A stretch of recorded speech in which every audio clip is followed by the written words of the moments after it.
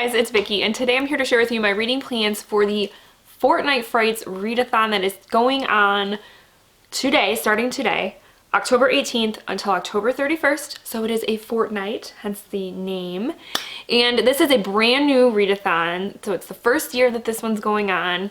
And it is hosted by Seiji over at the Artisan Geek. And it's going to be really fun. I'm excited.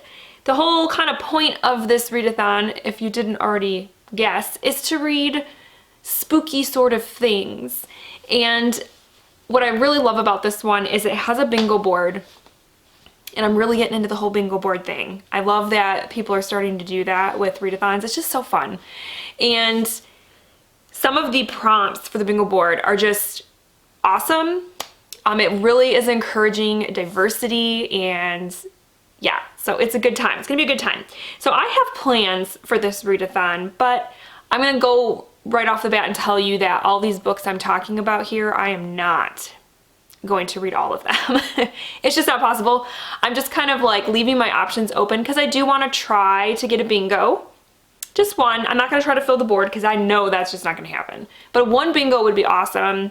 And even Seiji said in like her announcement video that, you know, you don't have to get a bingo to like win the readathon or anything like that. I think her whole thing was like do like 2 prompts or something off of it, but I want to try to get a bingo. All right, so the other thing I wanted to mention really quickly before I get into the books is there are 3 group reads for this readathon. All 3 are ones that I really want to read. So yeah, again, I wish I had more time. I wish I could just for 2 weeks just do nothing but this readathon, but it's just not gonna happen. But the 3 books are Things We Lost in the Fire by Mariana Enriquez, The Year of the Witching by Alexis Henderson, which I've heard is so good. And then the last one is another one that I've heard amazing things about, and that is The Only Good Indians by Stephen Graham Jones. So yeah, group reads, bingo board, it's gonna be great. Let's go ahead and get into what I'm maybe hopefully gonna try to read. So I thought that the best way to do this would be to just go through the prompts and tell you kind of what book I'm gonna like match to the prompt and kind of just go from there. Some of them overlap, some of them do double duty. You know how I roll. So yeah, the first one is, what does this one cover? This one covers a book with a green cover. So you know I had to throw a Goosebumps book in. I have to. Every readathon. I gotta find a way to do it. So this one is Let's Get Invisible, and it has green on the cover, you see. And it is basically about a magic mirror that can make you become invisible. But the problem is, I think in this one, our young character here gets stuck invisible. So yeah, this should be a lot of fun. The next one on my stack is Wicked Girls by, or I'm sorry, there is a subtitle. Wicked Girls, a novel of the Salem witch trials by Stephanie Hemphill.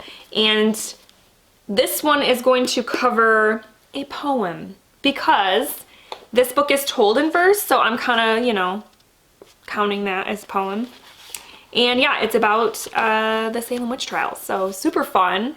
Yay. The next one that I'm going to be using during the readathon is Eternal Frankenstein by Ross E. Lockhart. I'm going to read one story out of here, maybe a couple actually, and this is to cover the prompt to read a short story. So all of the stories in here are having to somehow do with Frankenstein or themes of Mary Shelley's Frankenstein.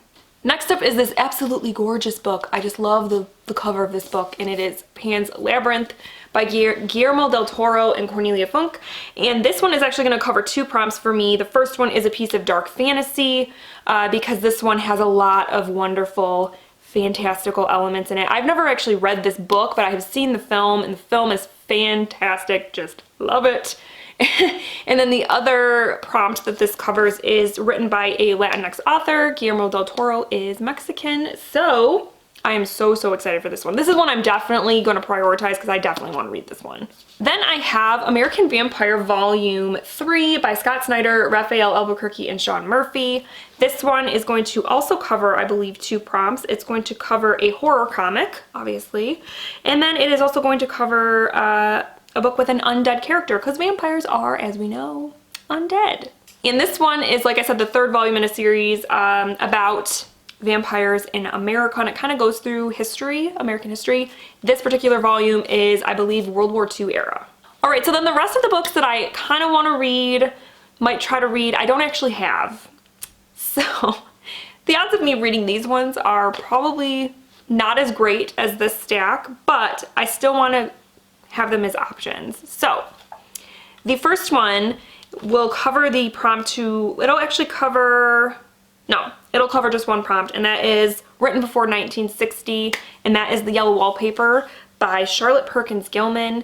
This one was written in, don't know the exact year, 1800s. So yes, it's a very short little ditty, but I hear it packs a punch. It's very psychological, and yeah, I'm excited for that one. That one I might be able to squeeze in because it is so short. The next one is another one that's going to cover two prompts for me.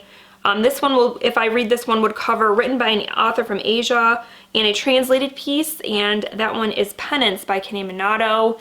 This one, the author is from Japan, and so it's translated from the Japanese, obviously. And this one I'm excited about and hope I might be able to squeeze it in because I loved her debut novel, Confessions, and so I really want to give her another go.